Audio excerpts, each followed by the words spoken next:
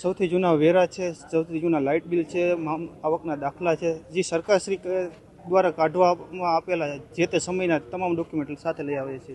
ખાલી ન કરાવે તો સારું છે, બરાબર. બાકી અમારી માંગણી અને અમારી લડત ચાલુ જ રહેશે કે આ જ્યાં સુધી બને ત્યાં સુધી અમને આનો વૈકલ્પિક ઉપાય આપે, અથવા તો એ જ જગ્યાએ અમને ભાડા પર માપી જંત્રીના ભાવે અથવા તો એ પોતાના ભાવ નક્કી કરે એ ભાવે અમે ખરીદવા પણ તૈયાર છીએ.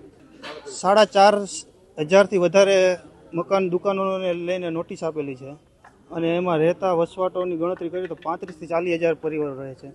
જી, અમને પૂરેપૂરો વિશ્વાસ છે કે આ સભાથી કોંગ્રેસ સરકાર ઉપર પ્રેશર આવશે અને આગળ વધતા જો આમમાં કોઈ અમને જવાબ સંતુષ્ટ નહીં મળે તો અમે મોદી સાહેબ આવવાના છે 10 તારીખે, અમે એમને મળવાની તૈયારી પણ દર્શાવી છે.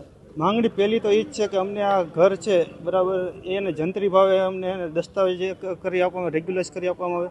જો એ શક્ય નથી થતું તો અમને જે કોર્ટના જે એક નોટિસમાં જે 3-4 દીકરાને એના પુત્રવધુ રહેતા હોય કે એક નોટિસમાં 4 મકાન હોય તો એને એક ક્વાર્ટર આપવું કોઈ હિતાવહ નથી, એટલે એને એ રીતની અલગ અલગ સગવડ કરી આપવામાં આવે.